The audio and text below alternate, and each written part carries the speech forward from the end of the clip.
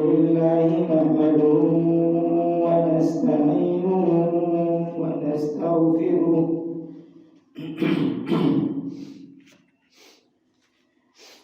ونؤمن به ونتوكل عليه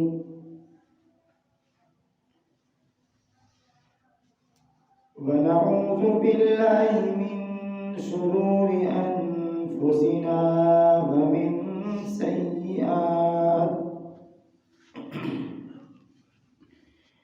ومن سيئات أعمالنا من يهده الله فلا مضل له ومن يضلله فلا هادي له ونشهد أن لا إله إلا الله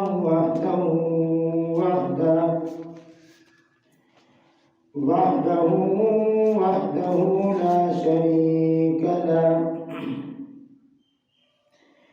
ونشهد أن سيدنا وسندنا وحبيبنا محمدا عبده ورسوله صلى الله تعالى عليه وعلى آله وأصحابه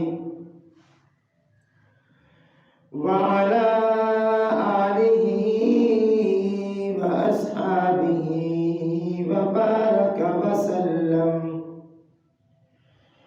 وسلم تسليما كثيرا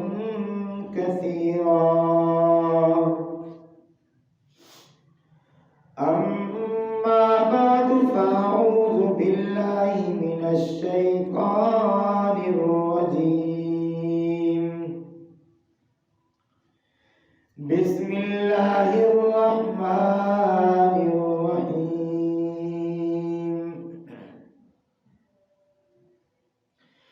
يا أيها الذين آمنوا عليكم أنفسكم لا يضركم من ضل إذا اهتديتم إلى الله مرجعكم جميعا فينبئكم بما كنتم تعملون وقال النبي صلى الله تعالى عليه وسلم إذا قال الرجل هلك الناس فهو هلكهم أو كما قال عليه الصلاة والسلام آمنت بالله صدق الله مولانا العلي العظيم وبلغنا رسوله النبي الكريم ونحن على ذلك لمن الشاهدين والشاكرين الحمد لله رب العالمين اللهم صل على محمد وعلى آل محمد كما صليت على إبراهيم وعلى آل إبراهيم إنك حميد مجيد اللهم بارك على محمد وعلى آل محمد كما باركت على إبراهيم وعلى آل إبراهيم إنك حميد مجيد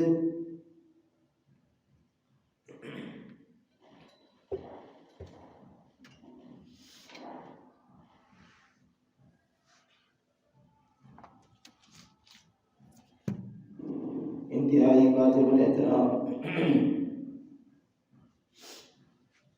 قابل قدر دوستوں اور بزرگوں، قرآن کریم کی سورۃ المائدہ کی آیت نمبر 105 جناب محمد رسول اللہ صلی اللہ علیہ وسلم کے فرامین مبارکہ میں سے ایک فرمان مبارکہ تلاوت کی ہیں۔ اللہ رب العالمین ہمیں دین حق کو سمجھنے کی، سمجھانے کی، عمل کرنے کی توفیق عطا فرمائے۔ عمل اصل ہے، علم جتنا مرضی ہو، اگر اس علم پر عمل نہ ہو تو وہ علم کسی کام کا نہیں ہے، بلکہ وہ علم کل قیامت والے دن پکڑ کا ذریعہ بن جائے گا۔ ایک آدمی کو پتہ ہی نہ ہو، وہ یہ تو کہہ سکتا ہے نا پتہ نہیں تھا، یہ عذر قبول ہو یا نہ ہو الگ بات ہے، لیکن کہہ تو سکتا ہے کہ یہ پتہ نہیں تھا۔ لیکن ایک آدمی کو پتہ ہو اور پھر بھی عمل نہ کرے تو وہ کیا عذر بنائے گا؟ اس کے لیے تو یہ ڈبل جرم بن جائے گا، علم بھی تھا پھر بھی عمل نہیں کیا۔ اس لیے اللہ رب العالمین ہمیں علم پر عمل کرنے کی توفیق عطا فرمائے۔ اللہ رب العزت ارشاد فرماتے ہیں، یا ایھا الذین آمنوا، اے ایمان والو، علیکم انفسکم، اپنی اصلاح کی فکر کرو۔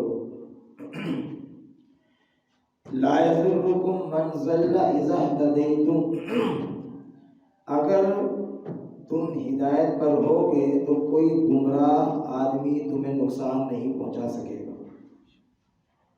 اگر تم اپنی اصلاح کی فکر کرو گے اور ہدایت یافتہ ہو جاؤ گے تو جو آدمی خود گمراہ ہے وہ کسی ہدایت یافتہ آدمی کو نقصان نہیں پہنچا سکے گا۔ باقی فرمایا الی اللہ مرجعکم جمیعا، ہدایت یافتہ ہو یا نہ ہو تم سب نے اللہ کی طرف لوٹ کر آنا ہے۔ فرمایا کہ فَيُنَبِّئُكُم بِمَا كُنتُمْ تَعْمَلُونَ، جو کچھ تم کر رہے ہو، کرتے رہے ہو، اللہ پاک ایک ایک چیز کو تمہارے سامنے رکھے گا، تمہیں بتلا دے گا۔ اللہ پاک سے کوئی چیز چھپی ہوئی نہیں۔ آپ علیہ السلام نے ارشاد فرمایا کہ جو آدمی لوگوں کے بارے میں کہے نا ہلاک الناس، لوگ ہلاک ہو گئے، فرمایا کہ حقیقت یہ ہے فَهُوَ هَلَكَهُمْ، کہ وہ خود ہلاک ہو گیا۔ جب کوئی انسان کسی کو جھوٹ بولتے ہوئے دیکھے کہ جھوٹ بول رہا ہے، ہلاک ہو گیا، فلاں گناہ کر رہا ہے، ہلاک ہو گیا، اپنی فکر نہیں ہے، اپنی اصلاح کی فکر نہیں، دوسروں کی فکر لگی ہوئی ہے۔ رسول اکرم صلی اللہ علیہ وسلم نے فرمایا کہ ایسا آدمی جو اپنی فکر نہیں کر رہا، اس کو اپنی خبر نہیں ہے، خود وہ پتہ نہیں کیا کچھ کر رہا ہے، لیکن دوسروں کی اصلاح کی فکر ہے، ہر وقت دوسروں کی طرف انگلی اٹھاتا ہے اور دوسروں کے بارے میں کہتا ہے کہ یہ آدمی تو یہ گناہ کر رہا ہے، اس آدمی کا کیا بنے گا، یہ اس گناہ میں مبتلا ہے، اور دوسروں کی ہلاکت کی وہ فکر کر رہا ہے کہ وہ ہلاک ہو رہے ہیں۔ دراصل رسول اکرم صلی اللہ علیہ وسلم نے فرمایا کہ وہ کہنے والا خود ہلاک ہو رہے ہیں۔ ایک سوال ہے، آج پوری دنیا میں اصلاح کے نام پر بہت سی کوششیں ہو رہی ہیں، تنظیمیں بنی ہوئی ہیں، جماعتیں بنی ہوئی ہیں، ادارے بنے ہوئے ہیں، ہاں جی، مختلف قسم کی NGOs بنی ہوئی ہیں، افراد محنت کر رہے ہیں، فرد محنت کر رہے ہیں، انفرادی محنت ہو رہی ہے، اجتماعی محنت ہو رہی ہے۔ محنت اور اصلاح کے نام پر جو جماعتیں، جو تنظیمیں، جو افراد کام کر رہے ہیں، اگر ان کو شمار کیا جائے تو ہزاروں سے زیادہ ان کی تعداد بنتی ہے۔ جلسے ہیں، جلوس ہیں، محفلیں ہو رہی ہیں، دینی پروگرام ہوتے ہیں، اس کا نتیجہ کیا نکلنا چاہیے؟ اصلاح کے نام پر جو اتنی زیادہ کوششیں ہو رہی ہیں، محنتیں ہو رہی ہیں، اس کا نتیجہ کیا نکلنا چاہیے؟ اس کا نتیجہ یہ نکلنا چاہیے کہ معاشرے میں سے بگاڑ ختم ہو۔ سمجھا رہی؟ معاشرے کے اندر سے گناہ، جرائم، جرم، نافرمانی یہ چیزیں ختم ہو جائیں، اتنی زیادہ جو اصلاح کی کوشش ہو رہی ہے. ہر محلے میں مسجد ہے، ہاں جی، ہر مسجد میں کسی نہ کسی درجے میں عوام الناس کی اصلاح کی بات ہوتی ہے، جمعے ہوتے ہیں، بیانات ہوتے ہیں، ہر محلے میں مدرسے بنے ہوئے ہیں، ہر علاقے میں مختلف قسم کی تنظیمیں کام کر رہی ہیں، جماعتیں کام کر رہی ہیں، ہاں جی، خانقاہیں بنی ہوئی ہیں، اولیاء اکرام موجود ہیں، بزرگان دین موجود ہیں، علماء امت موجود ہیں، مختلف قسم کی مختلف جماعتیں اصلاح معاشرے کے نام پر کام کر رہی ہیں، لیکن اصلاح نظر نہیں آتی. بازار دیکھیں، گناہوں سے بھرے ہوئے ہیں، جھوٹ سے، دھوکے سے، فرار سے بھرے ہوئے ہیں. ہاں جی، ہماری اجتماعی انفرادی زندگی وہ گناہوں سے بھری ہوئی ہے. مسلمان دن بہ دن دین سے دور ہوتا جا رہا ہے. ہونا تو یہ چاہیے تھا کہ اتنی زیادہ اصلاح کی کوشش ہو رہی ہے، اصلاح کی فکر ہو رہی ہے، تو ہمارے معاشرے کی اصلاح ہونی چاہیے تھی. سوال سمجھ آ رہا ہے نا؟ ہمارے معاشرے کی اصلاح ہونی چاہیے تھی، لیکن اصلاح نہیں ہو رہی. اتنی زیادہ کوششوں کے باوجود، اتنے زیادہ محنتوں کے باوجود، جماعتوں کے باوجود دن بہ دن مسلمانوں میں بگاڑ پیدا ہوتا جا رہا ہے. اس کی وجہ کیا ہے؟ اس کی وجہ یہ ہے، آج ہر انسان کو دوسرے کی اصلاح کی فکر ہے، اپنی فکر نہیں ہے. ہاں، آج ہر انسان کو دوسرے کی فکر ہے. میں چاہ رہا ہوں بھائی وہ آدمی صحیح ہو جائے، وہ چاہ رہا ہے کہ یہ صحیح ہو جائے. ہاں جی، ہر جماعت والا چاہتا ہے کہ یہ صحیح ہو جائے. ہر انسان چاہ رہا ہے کہ وہ دوسرے کی فکر، دوسرے کی صحیح ہونے کی فکر ہے، دوسرے کی اصلاح کی فکر ہے، لیکن اپنی فکر نہیں ہے. اس کا نتیجہ کیا نکل رہا ہے؟ ہر آدمی دوسرے کی فکر کر رہا ہے، اپنی فکر نہیں کر رہا. نتیجہ یہ نکل رہا ہے کہ کسی کی بھی اصلاح نہیں ہو رہی. بھئی معاشرہ کس سے بنتا ہے؟ معاشرہ افراد سے مل کر بنتا ہے نا، مختلف افراد سے مل کر معاشرہ بنتا ہے. اب اگر میں چاہوں کہ میری فکر ہو جائے، اپنی فکر کروں، میری اصلاح ہو جائے، میں ٹھیک ہو جاؤں، میں درست ہو جاؤں، میری ذات سے کسی کو تکلیف نہ پہنچے، میں جھوٹ نہ بولوں، ہاں جی، میں خیانت نہ کروں، میں دھوکہ نہ دوں، میں کسی پر تہمت نہ لگاؤں، میں کسی کی غیبت نہ کروں، میں 100% دین پر چلنے کی کوشش کروں، میں اپنی فکر کروں، آپ اپنی فکر کریں، تیسرا اپنی فکر کرے. جب ہر انسان اپنی اصلاح کی فکر کرے گا، نتیجہ یہ نکلے گا کہ پورا معاشرہ درست ہو جائے گا. لیکن اگر میں کہہ رہا ہوں نہیں آپ ٹھیک ہو جائے، آپ کہتے نہیں آپ ٹھیک ہو جائے، وہ کہتے نہیں تیسرا ٹھیک ہو جائے، ہم ایک دوسرے کی اصلاح کی فکر کرتے رہیں گے، نتیجہ یہ نکلے گا کہ معاشرے کا کوئی فرد بھی ٹھیک نہیں ہوگا. تو قرآن پاک کی جو آیت ہے، یہ آیت ہماری ایک بیماری کی تشخیص کر رہی ہے، نشاندہی کر رہی ہے. اصلاح معاشرہ ٹھیک ہے، ہونا چاہیے، معاشرے کی اصلاح ہونی چاہیے. معاشرے کی اصلاح کیسے ہوگی؟ قرآن پاک کی آیت یہ بتا رہی ہے کہ یا ایھا الذین آمنوا علیکم انفسکم، اے ایمان والو اپنی فکر کرو، اپنی اصلاح کی فکر کرو. میں یہ دیکھوں کہ میرے اندر کتنا جرم ہے، میرے اندر کون کون سے گناہ ہیں، میں ان گناہوں کو ختم کرنے کی کوشش کروں. ہر انسان کو پتا ہوتا ہے کہ میری کون کون سی کمزوریاں ہیں. یہ تو نہیں ہے کہ مجھے نہیں پتا کہ میں کیا کر رہا ہوں، مجھے نہیں پتا کہ میں کون سے گناہ کرتا ہوں. ہر انسان کو تقریباً پتا ہوتا ہے. اب اگر ہر انسان اپنے اندر جو گناہ ہیں ان گناہوں کو ختم کرنے کی کوشش کرے، اپنی اصلاح کی فکر کرے، تو نتیجہ یہ نکلے گا کہ ہر انسان جب اپنی اصلاح کی فکر کرے گا تو پورا معاشرہ جو ہے نا وہ اصلاح پر آ جائے گا، پورا معاشرہ درست ہو جائے گا، پورا معاشرہ ٹھیک ہو جائے گا. شیخ سعدی رحمہ اللہ بہت بڑے دانا گزرے ہیں، سب نے ان کا نام سنا ہوا ہے. فرماتے ہیں کہ ایک دفعہ نا میں سفر کر رہا تھا، تو میرے پاؤں میں جوتے نہیں تھے، غربت کی وجہ سے یا کسی بھی وجہ سے جوتے نہیں تھے، میں ننگے پاؤں چل رہا تھا. میں اللہ پاک سے شکوہ کر رہا تھا کہ یا اللہ یہ کیا ہے، آپ نے مجھے بغیر جوتے کے ننگے پاؤں جو ہے رکھا ہوا ہے، میرے پاس جوتے نہیں ہیں، میں ننگے پاؤں چل رہا ہوں، میرے پاؤں میں کبھی کانٹا چبھتا ہے، کبھی کوئی پتھر چبھتا ہے، تکلیف ہو رہی ہے. شیخ سعدی رحمہ اللہ فرماتے ہیں کہ چلتے چلتے میں ایک جامع مسجد میں پہنچا. جب میں جامعہ مسجد میں پہنچا، اس کے دروازے پر میں نے ایک آدمی کو دیکھا، اس کے پاؤں نہیں تھے، وہ پاؤں سے معذور تھا۔ جب میں نے اس معذور کو دیکھا تو میں نے فوراً اللہ کا شکر ادا کیا کہ یا اللہ، میں آپ کی ناشکری کر رہا تھا، میں آپ سے گلہ اور شکوہ کر رہا تھا کہ میرے پاؤں میں جوتے نہیں ہیں۔ الحمدللہ جوتے نہیں ہیں، پاؤں تو ہیں، دیکھیں اس کے تو پاؤں بھی نہیں۔ حضرات علماء کرام فرماتے ہیں ایک آدمی خود بیمار ہو، سر میں درد ہو رہا ہو، جب اس کو خود تکلیف ہو، وہ بیماری میں مبتلا ہو، پیٹ میں درد ہو، آنکھ میں تکلیف ہو، پاؤں میں درد ہو، اس کو کسی اور کی تکلیف کا احساس ہوتا ہے؟ نہیں، اس کو تو اپنی تکلیف ہی اتنی یاد رہتی ہے، اپنی تکلیف کی وجہ سے وہ اتنا پریشان ہوتا ہے، اس کو دوسری کی تکلیف کا احساس ہی نہیں ہوتا۔ تو بھائی، جب میں خود گناہ گار ہوں، میں خود گناہ میں مبتلا ہوں، میں خود گناہ میں پڑا ہوا ہوں، لیکن میں دوسرے کی گناہ کی فکر کر رہا ہوں، تو اس کا مطلب یہ ہوا کہ مجھے اپنے گناہ نظر نہیں آتے۔ اگر میں اپنے گناہوں کو دیکھتا، اپنی کمزوریوں کو دیکھتا، مجھے اپنی بیماری یاد ہوتی، تو میں دوسرے کی بیماری کی فکر کیسے کرتا؟ مجھے اپنی بیماری کی فکر ہے، مجھے اپنے گناہ محسوس ہوتے ہیں، مجھے دوسرے کی بیماری کی فکر ہے، دوسرے کے گناہ نظر آتے ہیں، دوسرے کی کمزوریاں نظر آتی ہیں، دوسرے کی غلطیاں نظر آتی ہیں، اپنے گربان میں ہم جھانکنے کے لیے تیار نہیں ہیں، اپنے گربان کو ہم اپنے آپ کو دیکھنے کے لیے تیار نہیں ہیں، اسی لیے ہمارے معاشرے کی اصلاح نہیں ہو رہی۔ ایک آدمی دکاندار ہے، دکان پر بیٹھ کر وہ دکانداری کر رہا ہے، وہ دوسرے کو دھوکہ دے رہا ہے۔ اگر خدا نہ خواستہ اس کو کوئی دھوکہ دے دے تو وہ صبح سے لے کے شام تک لوگوں کو بتائے گا یار دیکھو فلاں نے میرے ساتھ ظلم کیا ہے، فلاں نے زیادتی کی ہے۔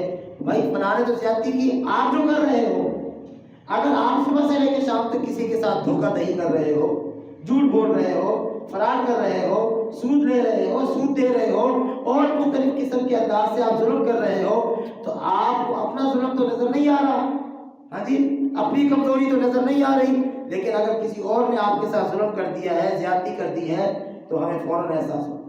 خود احتسابی، اپنے احتساب کرنا۔ اکیلے بیٹھے بندہ، اکیلے بیٹھ کر تنہائی میں بیٹھ کر ذرا سوچے کہ یار میرے اندر کون کون سی کمزوریاں ہیں، میرے اندر کون کون سے گناہ ہیں۔ انسان اپنے اصلاح کی فکر کرے، اپنے گناہوں کو ختم کرنے کی کوشش کرے۔ قرآن پاک میں اللہ تعالیٰ فرماتے ہیں یا ایھا الذین آمنوا، اے ایمان والو، لم تقولون ما لا تفعلون، تم دوسروں کو تو بڑی لمبی لمبی باتیں کرتے ہو، لمبے لمبے جو ہے نا واعظ و نصیحت کرتے ہو، بیانات کرتے ہو، تقریریں کرتے ہو، ہاں جی، لیکن تمہیں اپنی فکر نہیں ہے، خود جو تم لوگوں کو کہتے ہو خود اس پر عمل نہیں کرتے۔ ایک بہت بڑے بزرگ گزرے ہیں، علامہ ابن جوزی رحمہ اللہ تعالی، بہت بڑے باعث تھے، مؤرخ ہیں، بڑے کتابوں کے مصنف ہیں۔ ان کے بارے میں آتا ہے کہ ایک ایک بیان میں، ایک ایک واعظ میں 900 لوگ ان کے ہاتھوں پر گناہ سے توبہ کی بیعت کیا کرتے تھے۔ ایک ایک بیان میں، ایک ایک بیان میں ان کے ہاتھوں پر 900 لوگ، ہزار لوگ، اتنی بڑی بڑی تعداد ایک ایک وقت میں، ایک ایک بیان میں، ایک ایک واعظ میں ان کے ہاتھوں پر گناہ سے توبہ کی بیعت کیا کرتے تھے کہ ہم توبہ نہیں کریں گے۔ آج ہمارا حال یہ ہے، اول تو ہمارے بیانات سن کر کوئی متاثر ہی نہیں ہوتا، کوئی اثر ہی نہیں لیتا۔ اگر کبھی کوئی اثر لے بھی لے تو وہ بیان کرنے والے کے جب قول اور فعل میں تضاد دیکھتا ہے کہ دوسروں کو تو نصیحت کی جا رہی ہے، خود یہ خود کرتے ہیں یہ کام، ہاں جی، دوسروں کو کہہ رہے ہیں یہ نہ کرو، خود کر رہے ہیں، دوسروں کو کہہ رہے ہیں کہ یہ کام کرو اور خود نہیں کر رہے ہیں، تو جس آدمی نے تھوڑا بہت اس کی بات کو سن کر اثر لیا ہوتا ہے وہ اثر بھی ختم ہو جاتا ہے۔ نتیجہ یہ نکل رہا ہے کہ آج معاشرے کی اصلاح نہیں ہو رہی۔ حضرات صحابہ کرام رضی اللہ تعالی عنہم اجمعین، رسول اکرم صلی اللہ علیہ وسلم نے ان کی تربیت فرمائی، ہاں جی، اللہ رب العالمین نے ان کی تربیت فرمائی، تو ان کا طرز عمل کیا تھا کہ وہ اپنی فکر پہلے کیا کرتے تھے، اپنی فکر ان کو پہلے ہوا کرتی تھی۔ حضرت حنظلہ رضی اللہ تعالیٰ عنہ بہت بڑے صحابی ہیں، دھاڑتے ہوئے، روتے ہوئے، چلاتے ہوئے نبی علیہ السلام کی خدمت میں حاضر ہوئے۔ اللہ کے نبی صلی اللہ علیہ وسلم، نافق حنظلہ، حنظلہ تو منافق ہو گیا، حنظلہ تو منافق ہو گیا، یہ جملہ زبان پر ہو اور رو رہے ہو۔ آپ علیہ السلام نے پوچھا حنظلہ کیا ہوا؟ کیوں اتنا پریشان ہو رہے ہو؟ حضرت حنظلہ رضی اللہ تعالیٰ عنہ آپ علیہ السلام سے عرض کرنے لگے کہ اللہ کے نبی، جب ہم آپ کی خدمت میں ہوتے ہیں، ہم آپ کی محفل میں ہوتے ہیں، ہم آپ کے پاس ہوتے ہیں، آپ کی صحبت کی وجہ سے ہمارے دل کی کیفیت اور ہوتی ہے، ہم اور سوچتے ہیں، دین کے بارے میں ہمارے جذبات اور ہوتے ہیں، اسلام کے بارے میں ہمارے جذبات اور ہوتے ہیں، ہم معاملات جو کرنے کا سوچ رہے ہوتے ہیں اس کا انداز اور ہوتا ہے۔ لیکن جب ہم آپ کی خدمت سے بیٹھ جاتے ہیں، ہم آپ کی مجلس سے اٹھتے ہیں، ہماری وہ کیفیت تبدیل ہو جاتی ہے، ہمارا ظاہر اور ہوتا ہے، ہمارا باطن اور ہوتا ہے۔ تو یہی تو نفاق ہے۔ اللہ کے نبی میں منافق ہو گیا، اللہ کے نبی حنظلہ منافق ہو گیا۔ رسول اکرم صلی اللہ علیہ وسلم نے حضرت حنظلہ رضی اللہ تعالیٰ عنہ کو تسلی دی، فرمایا کہ حنظلہ ایسا نہیں ہے، الساعۃ فالساعۃ، یہ تو وقت وقت کی بات ہے، کبھی کسی وقت انسان کی کیفیت کچھ اور ہوتی ہے، کبھی کسی وقت انسان کی کیفیت کچھ ہوتی ہے، مسجد میں کیفیت کچھ ہوتی ہے، باہر کی کیفیت کچھ اور ہوتی ہے، یہ تو وقت وقت کی بات ہے، لیکن ایسی کوئی بات نہیں ہے۔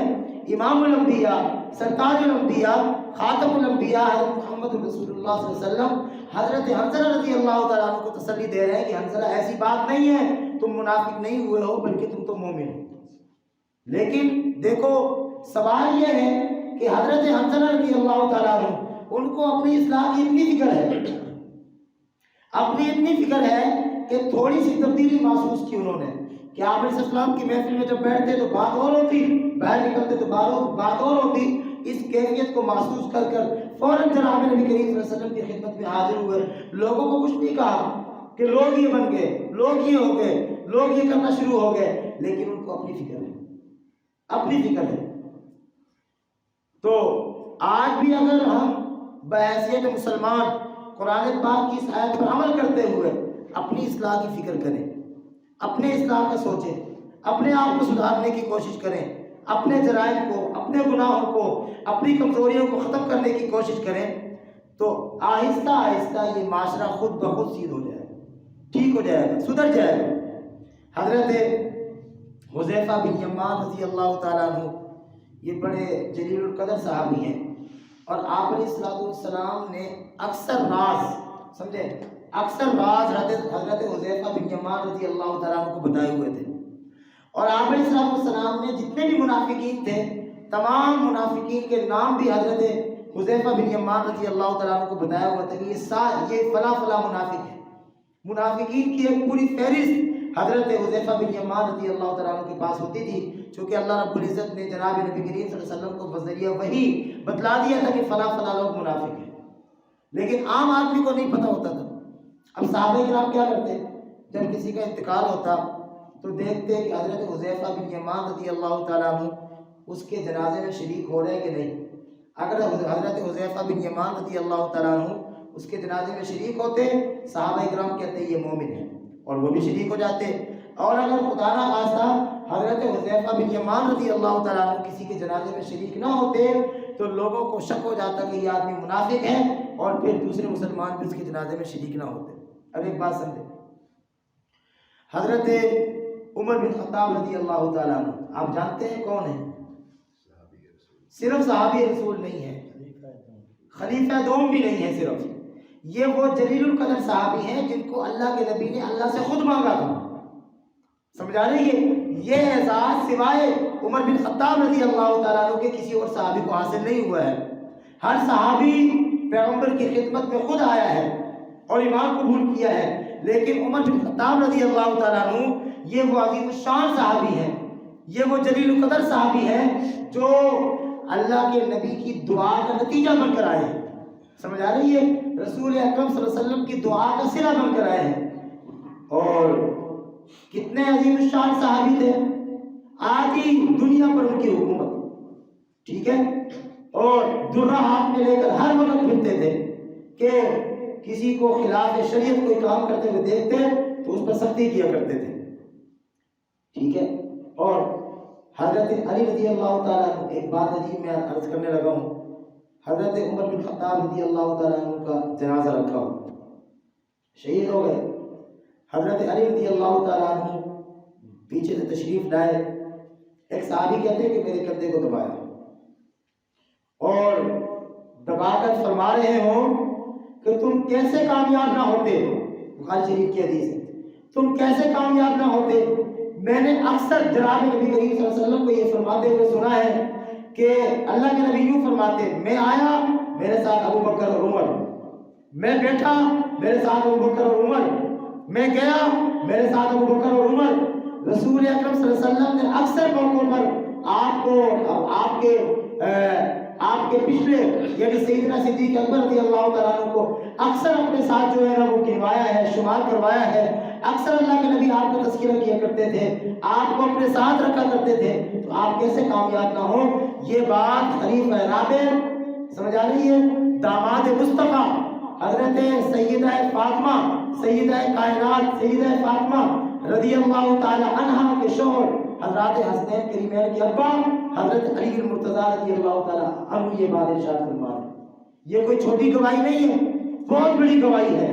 تو یہ اتنے عظیم الشان صحابی عمر بن خطاب رضی اللہ تعالیٰ عنہ ایک مرتبہ حضرت حذیفہ بن یمان رضی اللہ تعالیٰ عنہ کے پاس گئے اور ان کی منت کر رہے ہیں کہ حذیفہ, حضرت حذیفہ بن یمان رضی اللہ تعالیٰ عنہ سے کہہ رہے ہیں کہ تمہاری مہربانی ہوگی, میں تمہاری منت کرتا ہوں, وہ جو تمہیں نبی کریم صلی اللہ علیہ وسلم نے منافقین کی ایک فہرست دی تھی, منافقین کے ناموں کی ایک فہرست دی تھی, تمہاری مہربانی ہوگی مجھے بتا دو کہ کہیں اس میں میرا نام تو نہیں ہے, کہیں اس میں میرا نام تو نہیں ہے.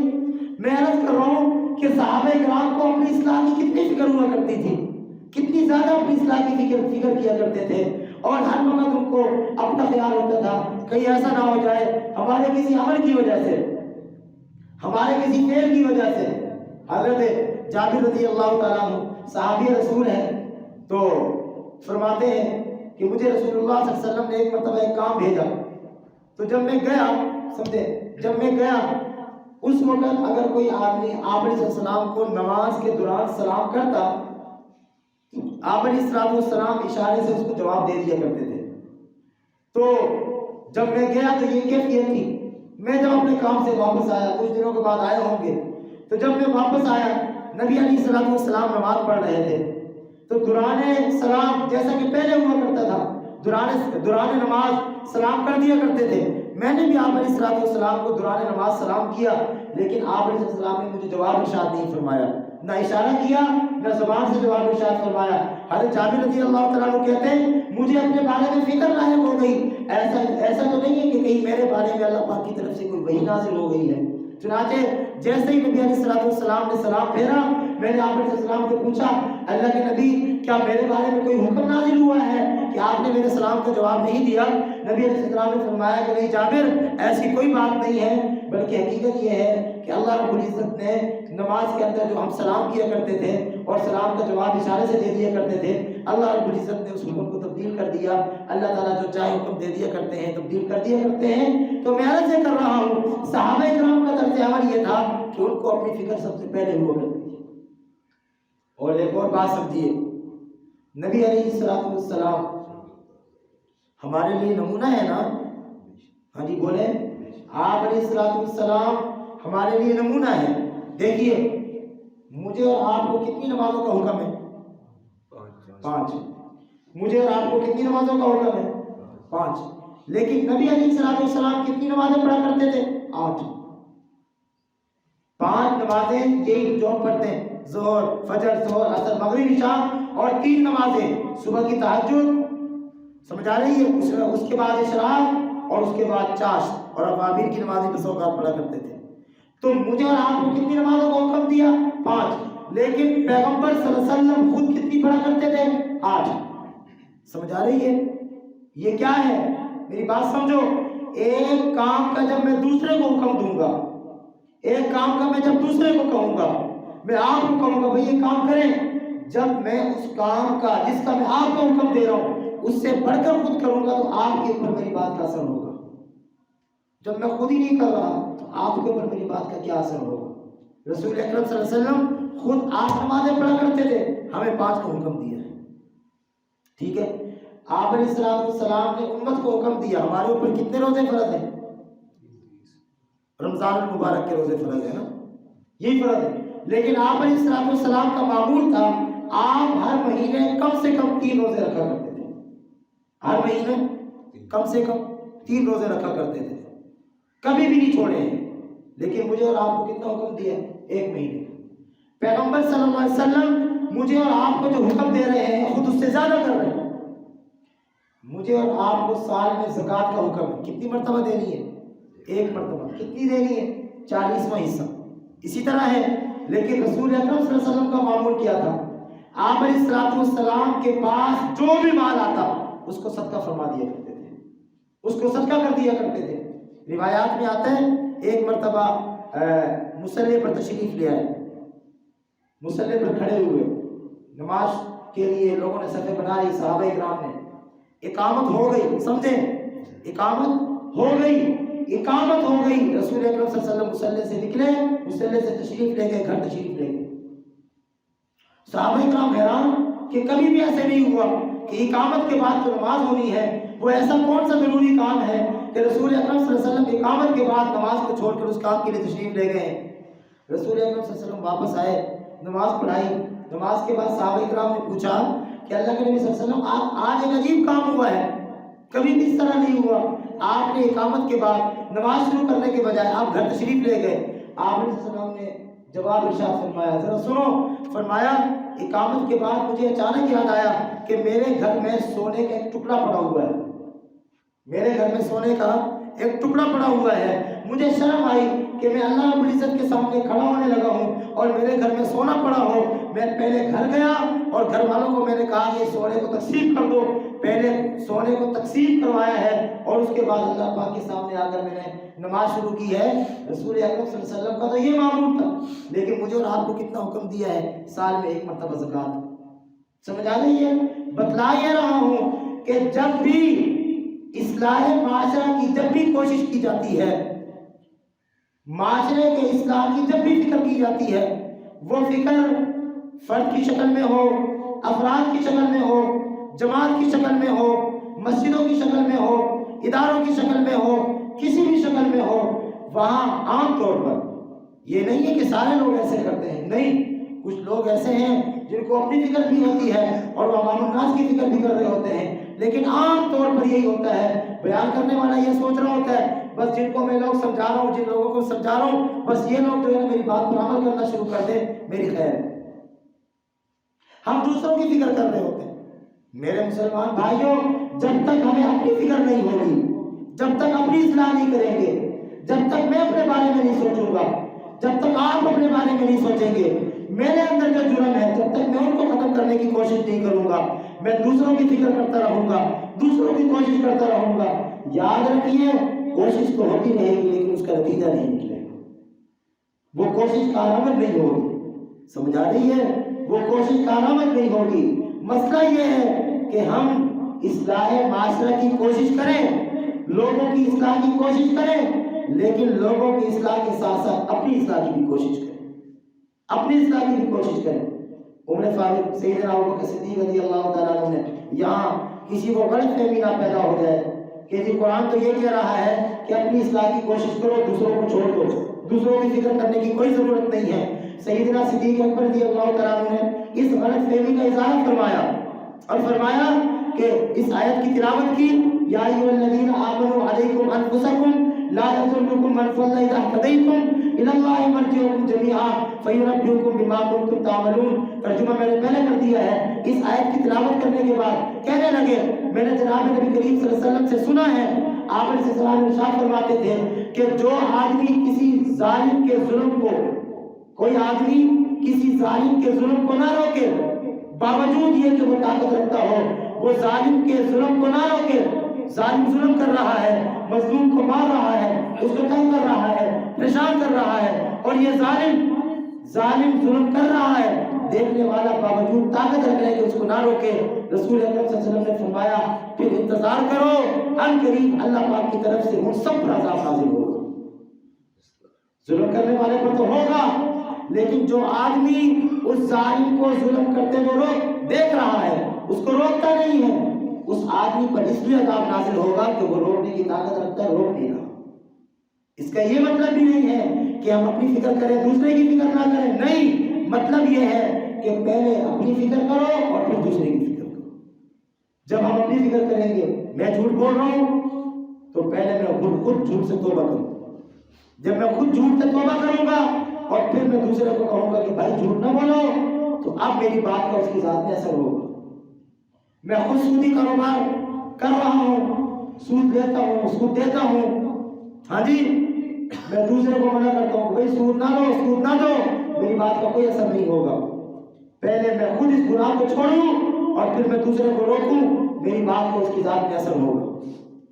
میں غیبت کرتا ہوں, میں لوگوں کی برائی کر رہا ہوں, لیکن دوسروں کو منع کرتا ہوں کہ بھائی آپ غیبت نہ کریں, آپ لوگوں کی برائی نہ کریں, تو میری بات کو ان کی ذات میں کوئی اثر نہیں ہوگا. پہلے میں خود غیبت کرنا چھوڑوں, پھر میں دوسروں کو منع کروں. پہلے خود تہمت لگانا چھوڑوں, پھر دوسروں کو منع کروں. پہلے خود دوسرے کی برائی کرنا چھوڑوں, پھر دوسروں کو منع کروں. تو جب میں اس انداز سے دوسروں کی اصلاح کی کوشش کروں گا کہ اپنی بھی اصلاح کی فکر ہو رہی ہے, دوسروں کی بھی اصلاح کی فکر ہو رہی ہے, تو پھر انشاءاللہ معاشرہ آہستہ آہستہ درست ہو جائے گا اور معاشرے کی اصلاح ہونا شروع ہو جائے گی. سمجھ آ رہی ہے؟ جب تک اپنی فکر نہ ہو, دوسرے کی فکر کرتے رہیں, معاشرے کی اصلاح نہیں ہوگی, معاشرہ نہیں سدھرے گا. امام اعظم سیدنا امام اعظم ابو حنیفہ رحمہ اللہ المتوفی 150 ہجری, ان کا انتقال کب ہوا ہے؟ 150 ہجری میں. آپ کی ولادت کیا ہے؟ ایک روایت کے مطابق سن 70 ہجری, ایک روایت کے مطابق سن 80 ہجری. امام اعظم ابو حنیفہ رحمہ اللہ کا نام کیا ہے؟ نعمان. آپ کے والد کا نام کیا ہے؟ ثابت, نعمان بن ثابت. ابو حنیفہ آپ کی کنیت ہے. چونکہ ہم سیدنا امام اعظم ابو حنیفہ رحمہ اللہ کے مقلد ہیں, اس لیے تھوڑے بہت حالات کا پتہ ہونا چاہیے. امام اعظم ابو حنیفہ رحمہ اللہ کے پاس ایک خاتون آئی, پہلے بھی واقعہ میں نے عرض کیا ہے. ایک خاتون آئی, کہا اللہ کے نبی, کہا کہ امام صاحب, امام اعظم ابو حنیفہ رحمہ اللہ, امام صاحب یہ میرا بچہ گڑ کھاتا ہے, سادہ سی مثال ہے, عام سی بات ہے, یہ میرا بچہ گڑ کھاتا ہے, آپ اس کو منع کر دیں. امام صاحب رحمہ اللہ نے فرمایا کل آنا. وہ خاتون چلی گئی, اگلے دن پھر بچے کو لے کر آئی. امام صاحب نے بچے کے سر پہ ہاتھ رکھا, بیٹا گڑ نہ کھایا کرو. اب خاتون پریشان ہوئی کہ کہنے لگی کہ حضرت یہ بات تو آپ کل بھی کہہ سکتے تھے, یہ بات تو آپ کل بھی کر سکتے تھے, یہ بات آج آپ نے کیوں کی ہے؟ تو امام صاحب رحمہ اللہ فرمانے لگے کہ بھائی کل تک تو میں خود گڑ کھاتا تھا, ایک کام میں خود کرتا ہوں, تو میں اس بچے کو کیسے منع کروں؟ ہمارا حل بھی یہی ہے, ہمارا مسئلہ یہی ہے. ہمارے یہ جو اتنی ہم اصلاح کی کوشش کرتے ہیں, اصلاح معاشرہ, معاشرے کی اصلاح, معاشرے کو سدھارنے کی کوشش کر رہے ہوتے ہیں, اس کا اثر کیوں نہیں ہو رہا ہوتا کہ میں کوشش کر رہا ہوں لیکن خود عمل نہیں کرتا, خود اس گناہ میں مبتلا ہوں, خود اس گناہ میں پڑا ہوا ہوں. اس لیے میرے دوستو, ہمیں 100% اس بات کی کوشش کرنی چاہیے کہ جس چیز کو قرآن و حدیث کی روشنی میں غلط سمجھ رہا ہوں, جس چیز کو قرآن و حدیث کی روشنی میں غلط سمجھ رہا ہوں, اس چیز کو میں خود اپنے آپ کو اس چیز سے روکوں. اور ایک اور بات سمجھیں, یہاں نا بچہ بیٹھا ہوگا, یہاں ہمارے یہاں مسجد میں نماز کا مقابلہ ہوتا ہے, پچھلے سال بھی ہوا تھا, اب بھی شروع کیا ہوا ہے. تو رات نا ایک بچے کو میں کہہ رہا ہوں کہ بیٹا آپ اپنے ابو کو کیوں نہیں لاتے نماز میں؟ تو میں ایک بات سمجھا رہا ہوں. اب وہ بچہ ہے 11 سال کا, 12 سال کا, میں اس کو کہہ رہا ہوں کہ بیٹا آپ تو نماز پڑھتے ہو, 1 نومبر سے شروع کیا تھا اور آج میرے خیال سے 26 نومبر ہے, ان 25 دنوں میں اس بچے کی ایک نماز بھی نہیں رہی, مسجد میں نماز پڑھتا ہے. ٹھیک ہے, اب پابندی کر رہا ہے نا, پابندی کر رہا ہے, آ رہا ہے فجر میں آنا, عشاء میں آنا, کوئی آسان کام ہے؟ ہم کہتے ہیں سارے دن کے تھکے ہوئے ہوتے ہیں, ہم سے عشاء میں پابندی نہیں ہوتی. یہ بچے بھی تھکے ہوئے ہوتے ہیں, یہ صبح 8 بجے جاتے ہیں پڑھنے کے لیے, وہاں سے 2 بجے, 2:30 بجے, 3 بجے واپس آتے ہیں, پھر ٹیوشن جا رہے ہیں, وہاں سے ٹیوشن سے پڑھنے کے بعد پھر ہمارے پاس پڑھنے کے لیے آتے ہیں. یہ بھی صبح فجر سے لے کر عشاء تک مستقل مصروف رہتے ہیں, تھکتے تو یہ بھی ہیں, لیکن ایک ذوق و شوق ہے بچے کے اندر. تو میں اس کو کہہ رہا تھا کہ بیٹا آپ اپنے کو کیوں نہیں لے کر آتے؟ تو بڑا نا مرجھائے ہوئے منہ کے ساتھ اس نے کہا ابو نہیں آتے, میں کوشش کروں.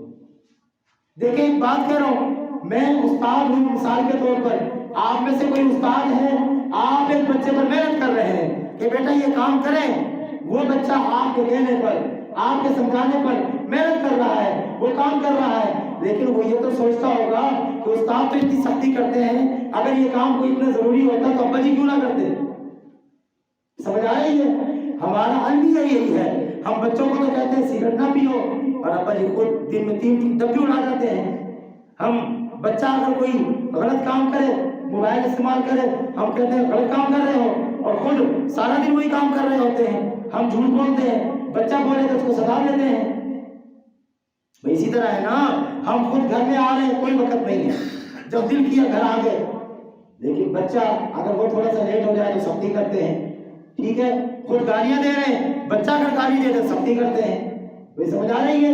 تو جب ہماری اصلاح نہیں ہوئی پڑی، ایک کام میں خود کر رہا ہوں تو میں دوسرے کو منع کروں گا تو اس آدمی کے اندر میری بات کا کیا اثر ہوگا؟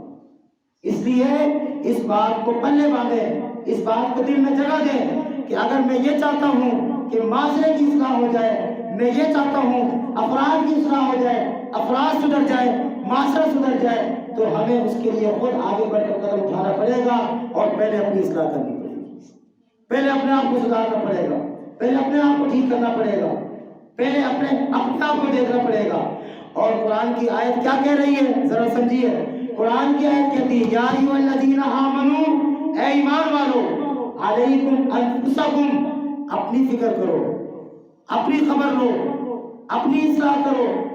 جب تم اپنی اصلاح کرو گے، لا یضرکم من ضل اذا اہتدیتم، جب تم ہدایت یافتہ ہو جاؤ گے تو کوئی گمراہ شخص تمہیں نقصان نہیں پہنچا سکے گا، کوئی کافر تمہیں نقصان نہیں پہنچا سکے گا۔ قرآن کی آیت کہہ رہی ہے کوئی کافر نقصان نہیں پہنچا سکے گا۔ ہم نقصان اٹھاتے ہی اس لیے ہیں، ہم مار کھاتے ہی اس لیے ہیں کہ ہم دوسروں کو تو سمجھاتے ہیں لیکن خود عمل نہیں کر رہے ہوتے۔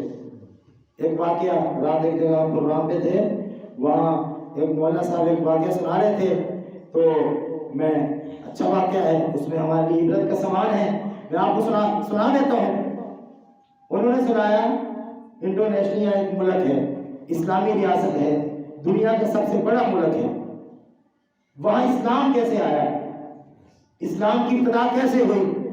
انہوں نے سنایا کہ 2 عرب تاجر عرب سے تجارت کرنے کے لیے اس ملک آئے، انہوں نے تجارت شروع کی، دکانداری شروع کی، چونکہ مسلمان تھے، اب تجارت کرنی ہے اسلامی اصولوں کے مطابق، جھوٹ نہیں بولنا، دھوکہ نہیں دینا، بہت زیادہ منافع نہیں لینا، زیادہ منافع نہیں لینا، مناسب منافع لینا چاہیے۔ یہ تو نہیں ہے 100 روپے کی چیز ہے 100 روپے کی بیچ رہے، عجیب بات ہے، یہ تجارت تو نہ ہوئی۔ تجارت میں تو مناسب منافع ہونا چاہیے، مناسب منافع لیتے، ہاں جی، جھوٹ نہ بولتے، کسی چیز کا کوئی عیب ہوتا وہ بتا دیتے، اس کے ساتھ ساتھ اخلاق اچھے، بات کرنے کا انداز اچھا، اور جب عبادت کا وقت ہوتا ہے دکان بند کر کے عبادت پہ چلے جاتے، دکان بند کر کے نماز پڑھنا شروع کر دیتے۔ اب اس علاقے میں، اس شہر میں ساری دکانیں مسلمانوں کی نہیں، غیر مسلموں کی ہیں، صرف ان 2 دکانوں کے علاوہ۔ یہ 2 دکانیں ہیں جو مسلمانوں کی ہیں، ان کے علاوہ باقی ساری دکانیں غیر مسلموں کی ہیں۔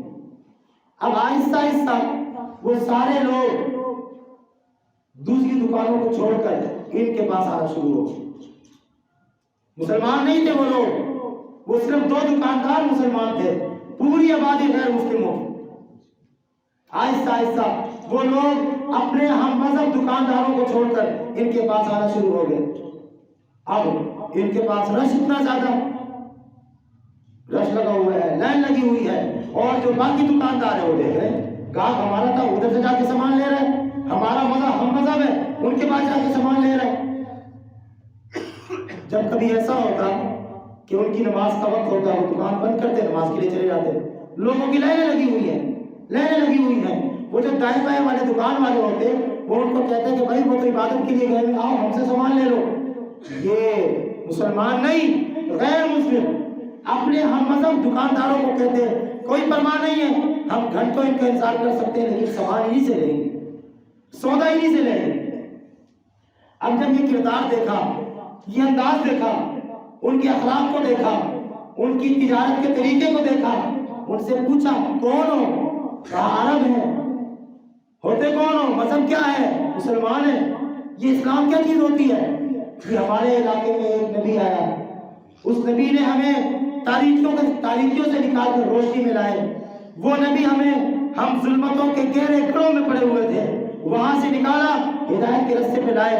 انہوں نے ہمیں غلط اور صحیح کے درمیان تمیز سکھائی، انہوں نے ہمیں ایک رب کے سامنے سجدہ کرنے کا حکم دیا، انہوں نے ہمیں شرک سے روکا، انہوں نے ہمیں اخلاق سکھائے، تجارت کی تعلیم دی، ہمیں تجارت کے اصول سکھائے، جھوٹ بولنے سے منع کیا، سچ بولنے کا حکم دیا، خیانت کرنے سے روکا، دھوکہ دینے سے روکا، ہمیں انہوں نے زندگی گزارنے کے طریقے سکھائے۔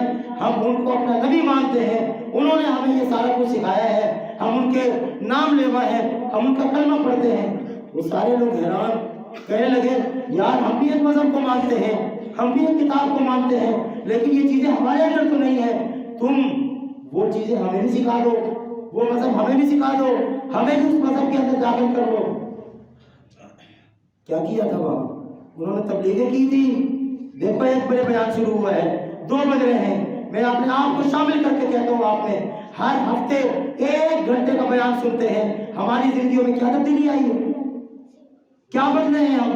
جو جھوٹ بولتے تھے آج بھی بول رہے ہیں، جو دھوکہ دیتے تھے آج بھی دے رہے ہیں، چند ٹکوں کے خاطر نہ ماں کا خیال، نہ باپ کا خیال، نہ بھائیوں کا خیال، نہ رشتہ داروں کا خیال، نہ بے اور بہنوں کا خیال، معاشرہ ماننا سب کچھ چند پیسوں کے خاطر قربان کر دیتے ہیں۔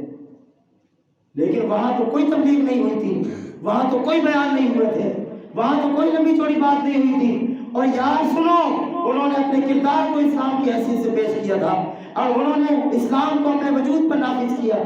انہوں نے گفتار سے نہیں، کردار کے ساتھ، اخلاق کے ساتھ اسلام کا نمونہ پیش کیا۔ لوگ جوک در جوک اسلام میں داخل ہونا شروع ہوئے۔ آج دنیا کی سب سے بڑی اسلامی ریاست ہے۔ ہمارا کردار کدھر ہے؟ ہمارا گفتار کدھر ہے؟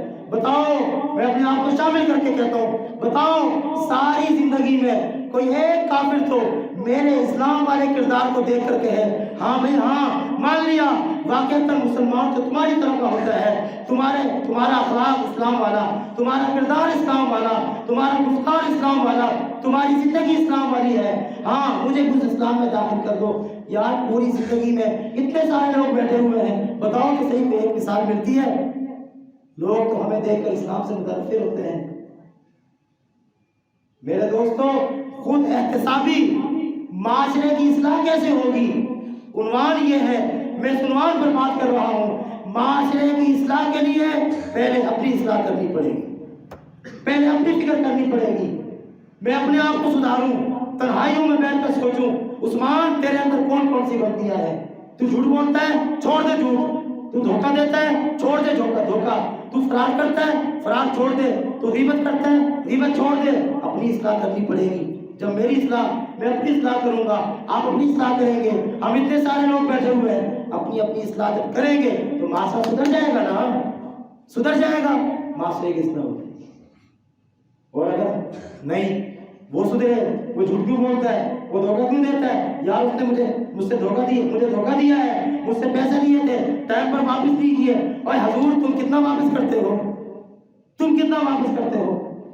یا اس نے مجھ سے پلاٹ کے پیسے لے لیے، وہ بیان نہیں کروا رہا۔ حضور جب تمہیں موقع ملتا ہے تو تم کیا کرتے ہو؟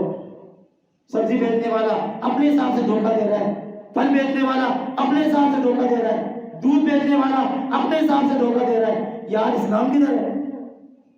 مسلمانوں اسلام کدھر ہے؟ اس لیے اپنا احتساب کریں، اپنے آپ کو سوچیں، اپنی فکر کریں، اپنی اصلاح کریں۔ میں اپنی کروں، آپ اپنی کریں، آپ اپنی کریں، سب اپنی اصلاح کریں۔ گھر سدھریں گے، افراد سدھریں گے، محلہ سدھرے گا، آہستہ آہستہ ہمارے معاشرے کی اصلاح ہو جائے گی۔